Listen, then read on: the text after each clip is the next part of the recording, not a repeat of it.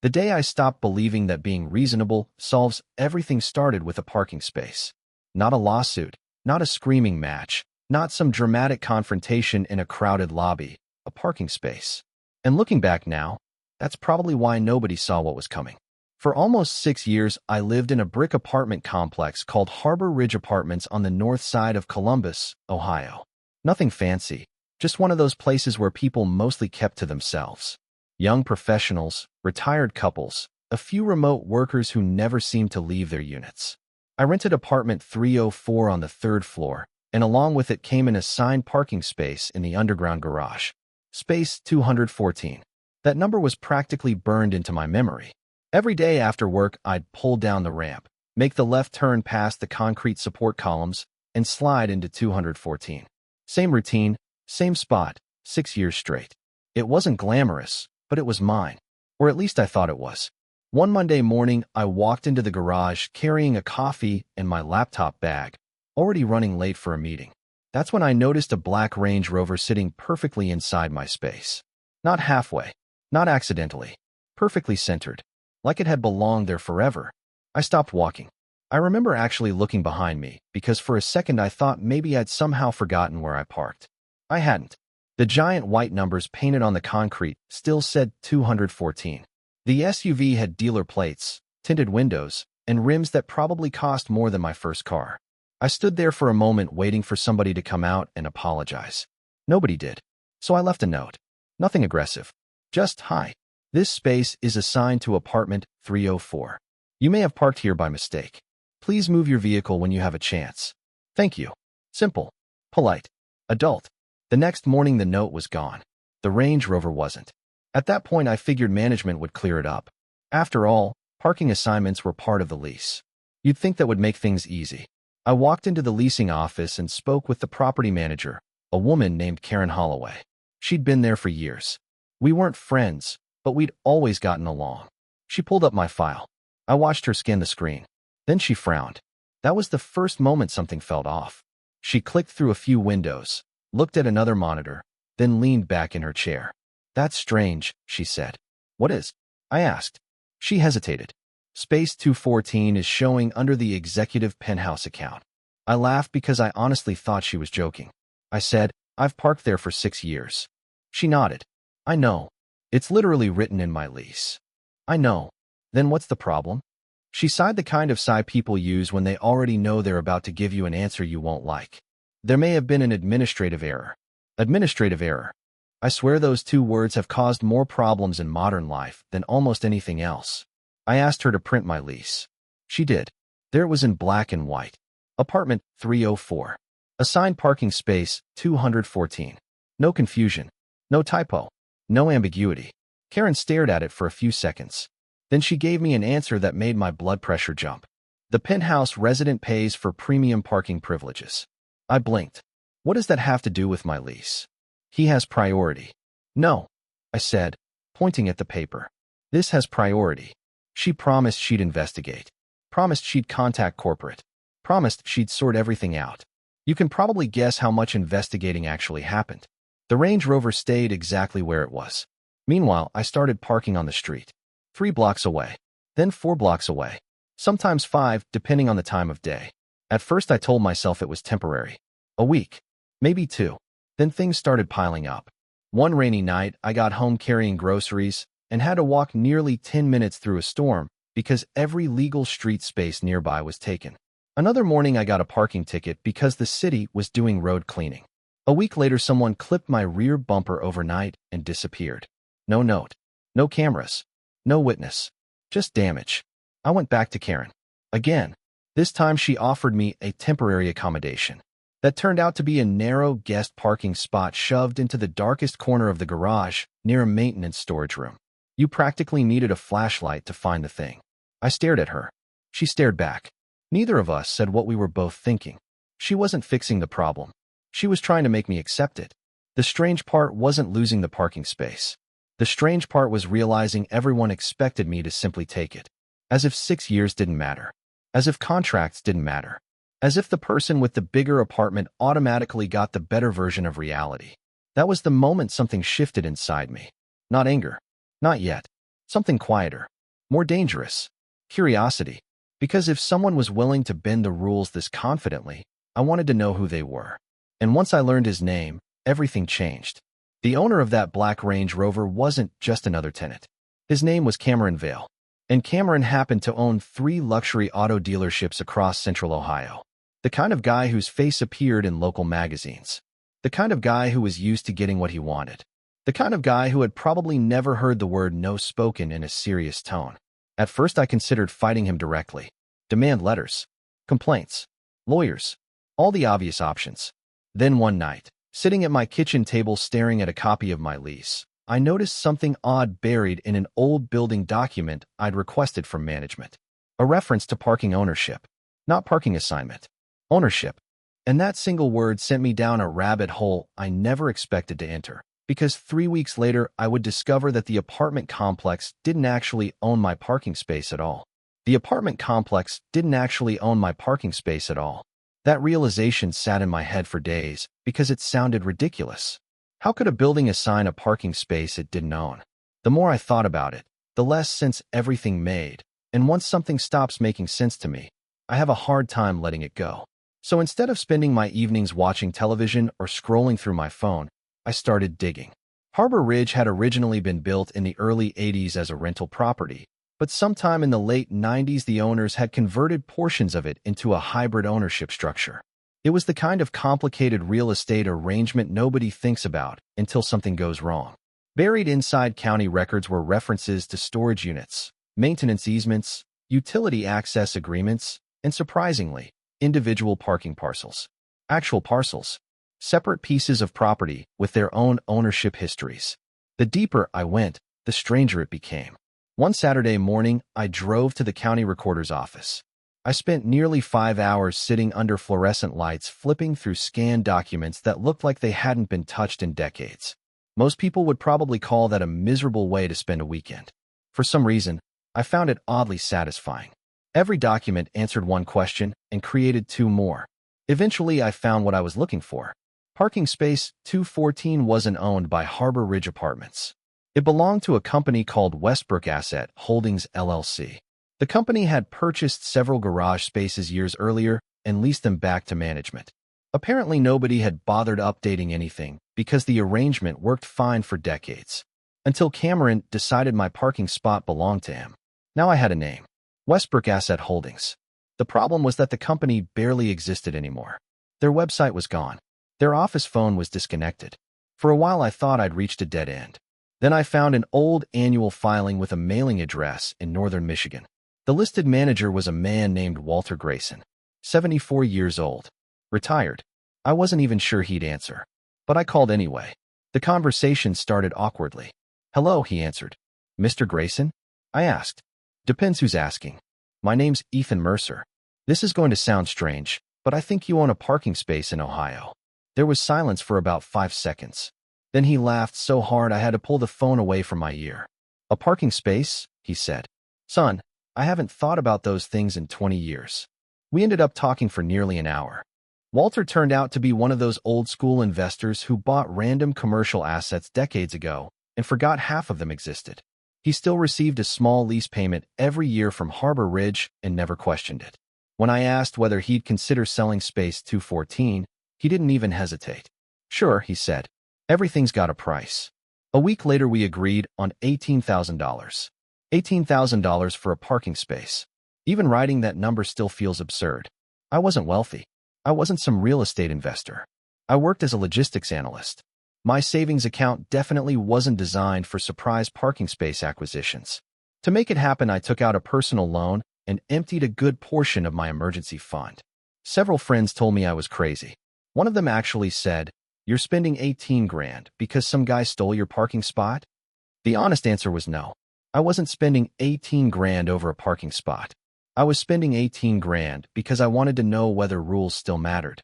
Because every person I'd spoken to so far expected me to surrender. Every conversation ended with someone telling me to accept less than what I already had. That started bothering me more than the parking itself. 3 weeks later, the paperwork was complete. I became the legal owner of Space 214. I remember sitting in my apartment holding the recorded deed and laughing. Not because I had won. Not yet. Because Cameron had absolutely no idea what was about to happen. The next morning I called him. Getting his number wasn't difficult. Wealthy business owners tend to advertise everywhere. His assistant answered first. Then eventually he came on the line. "This is Cameron." His voice carried that familiar confidence successful people sometimes develop after hearing yes for too many years. "My name is Ethan Mercer," I said. "You don't know me personally, but you've been parking in my space." "Your space?" he replied. "Space 214. There was a pause. Then he laughed. Not nervous laughter. Genuine amusement. "That spot belongs to Harbor Ridge." "Actually, it doesn't." "Sure it doesn't. I own it." Another pause. Then more laughter. "Okay. I emailed you proof." About 15 minutes later, my phone rang again. Same number. Different tone. "Where did you get this?" Cameron asked. Gone was the amusement. Gone was the arrogance. Suddenly, he sounded very interested. "County records," I said. "It's my property now." Silence. I could almost hear him thinking. "What do you want for it?" he finally asked. There it was. The question he probably used every day in business. Everything has a price. Everything can be bought. It's not for sale. Everyone says that at first. I'm not everyone. He offered $20,000. Then 25. Then 30. I declined every offer. By the end of the conversation, he sounded irritated. "Why buy a parking space if you don't intend to use it?" he asked. I looked out my apartment window toward the garage entrance and smiled. "You'll find out soon enough." For the next week, I did absolutely nothing. That drove him crazy. People expect confrontation. They understand arguments. They understand threats. What they don't understand is uncertainty. I could feel him waiting for the next move. Then opportunity arrived from a direction I never expected. About 2 miles from Cameron's largest dealership sat another luxury auto group called Sterling European Motors. The owner and Cameron had been competitors for years. Local business magazines loved writing about their rivalry. Whenever one opened a new showroom, the other expanded. Whenever one launched a marketing campaign, the other responded. They weren't enemies exactly, but they definitely weren't friends. Through a mutual acquaintance, I met Sterling's general manager, a guy named Victor Hayes. We grabbed coffee one afternoon. I explained the situation. Halfway through the story, Victor nearly spit out his drink laughing. "You're serious?" he asked. "Completely. And he parks there every day?" "Every single day." Victor leaned back in his chair and grinned. The kind of grin that usually means trouble. "What are you proposing?" I slid a copy of the deed across the table. "I'm proposing a lease." His eyes widened. 2 weeks later, we finalized an agreement. $800 per month. 3 years guaranteed. What Victor got wasn't really a parking space. What he got was advertising. The following Monday morning, a bright red Porsche 911 rolled into Harbor Ridge's garage. Sterling European Motors had wrapped the entire vehicle in company branding. Their logo stretched across both doors. Their website covered the rear bumper. Their slogan sat in giant silver letters across the hood. And right at 8 o'clock sharp, Victor parked it perfectly inside space 214. Then he positioned it so the logo faced directly toward the elevator lobby. Every resident entering or leaving the garage had no choice but to see it, including Cameron. I happened to be there the first morning it appeared. I watched Cameron step out of the elevator carrying a briefcase. He saw the Porsche, stopped walking, looked at the logo, then looked around as if reality itself had malfunctioned. His expression was worth every penny of that loan. He immediately called management. Karen called me 20 minutes later. "What exactly are you doing?" she asked. "Leasing my property. Residents are complaining." "About a legally parked car?" She didn't have an answer, because there wasn't one. The Porsche stayed. The next day, Cameron called a towing company. The tow company contacted me for authorization. I declined. 2 days later, he tried another company. Same result. Then he complained to the homeowners association. They reviewed the deed, reviewed the lease, reviewed the property records, then informed him there was nothing they could do. For the first time since this whole mess started, he had encountered a problem that money couldn't instantly erase. And the longer that red Porsche sat there, the more personal the situation became. And the longer that red Porsche sat there, the more personal the situation became. Every morning when Cameron walked through the garage, the first thing he saw was the logo of Sterling European Motors parked exactly where he believed his vehicle belonged. It wasn't blocking him. It wasn't damaging anything. It wasn't breaking any rules. That was the beauty of it. There was nothing to fight. Nothing to report. Nothing to sue over. It was simply there, day after day, quietly reminding him that ownership and influence are not the same thing. For the next few weeks, I watched the situation unfold almost like a spectator. Residents started talking. Some thought it was hilarious. Others thought I had gone too far. A few people pulled me aside and said they admired the creativity. One older resident actually laughed and told me, "Son, that's the most polite revenge I've ever seen." But Cameron didn't find it amusing. Not even a little. His first serious offer came about a month later. He called me directly. No assistant. No small talk. 50,000, he said, for the parking space. I nearly dropped my coffee. When I bought it, $18,000 had felt like a terrifying financial gamble. Now he was offering almost 3 times that amount. For a moment I considered it. I'd be lying if I said I didn't. $50,000 is real money. The kind of money that changes plans. The kind of money that pays off debts and creates opportunities. But then I thought about every conversation we'd had. Every time management brushed me aside. Every ticket I paid. Every rainy walk carrying groceries because someone wealthier decided my contract mattered less than his convenience. So I told him no. There was a long silence. Then he asked the question that told me he still didn't understand any of it. Why? I looked out the window toward the garage entrance. Because this stopped being about a parking space a long time ago. He hung up without another word. After that, things became strangely quiet. The complaints stopped. The pressure stopped. The attempts to remove the Porsche stopped. It was almost as if Cameron had finally accepted reality. Then something unexpected happened. About 6 months into the lease, Harbor Ridge underwent a management audit after ownership changed hands. The new management company reviewed old records, leases, parking assignments, and resident complaints. Apparently, my situation had become part of a much larger investigation into how the previous office handled tenant agreements. One afternoon, I received a call from the new property director. Unlike the conversations I'd had before, this one started with an apology. A real apology. Not corporate language. Not excuses. An actual admission that they had failed. They offered compensation for the parking issues, reimbursement for documented expenses, and updated lease protections for every resident in the building. It wasn't life-changing money, but that wasn't what mattered. What mattered was hearing someone finally acknowledge that what happened had been wrong. Funny enough, that conversation gave me more satisfaction than the money ever could. Because deep down, most people don't want revenge. They want fairness. Revenge usually becomes attractive only after fairness disappears. About a year later, I heard through mutual contacts that Cameron had sold one of his smaller dealerships during a restructuring effort. Whether the parking situation had anything to do with that, I honestly don't know. People love connecting unrelated events into dramatic stories. The truth is probably less exciting. Businesses change. Markets change. Life moves on. What I do know is that every single morning for nearly 3 years, that bright red Porsche remained exactly where it was supposed to be. Perfectly parked. Perfectly legal. Perfectly impossible for anyone to remove. And every month, $800 landed in my account. By the time the lease ended, the income had exceeded what I originally paid for the property. The parking space that somebody tried to take from me had become one of the best investments I'd ever made. Sometimes people ask whether I'd do it again. That's a harder question than it sounds. The financial risk was real. The outcome could have gone differently.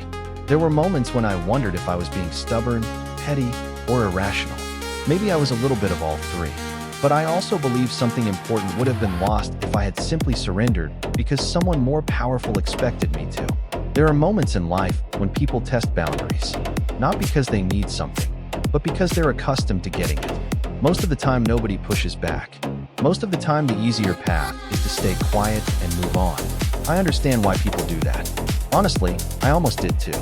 But every once in a while, someone decides to read the paperwork, ask questions, dig a little deeper, and discover that the game isn't being played by the rules everyone assumed. That's what happened here. In the end, I didn't win because I was richer, stronger, or more connected. I won because I was willing to spend time looking where nobody else bothered to look. And that made all the difference. Even now, years later, whenever I drive past Harbor Ridge, I find myself glancing toward the garage entrance and smiling. Not because of the money, not because of the revenge, but because of the lesson. Sometimes the thing people think they own is actually the thing they never took the time to understand. And sometimes the quietest response ends up making the loudest statement. So what do you think? Was I justified in buying the parking space and leasing it to his biggest competitor? Or should I have taken the money and walked away when he offered $50,000? Did Cameron get exactly what he deserved, or did I take the situation further than necessary? Let me know in the comments, because I'm genuinely curious where you draw the line. And if you've ever dealt with a neighbor, landlord, HOA, or someone who thought the rules didn't apply to them, share your story below. Don't forget to like, subscribe, and turn on notifications for more real-world stories where ordinary people find unexpected ways to fight back when nobody else will.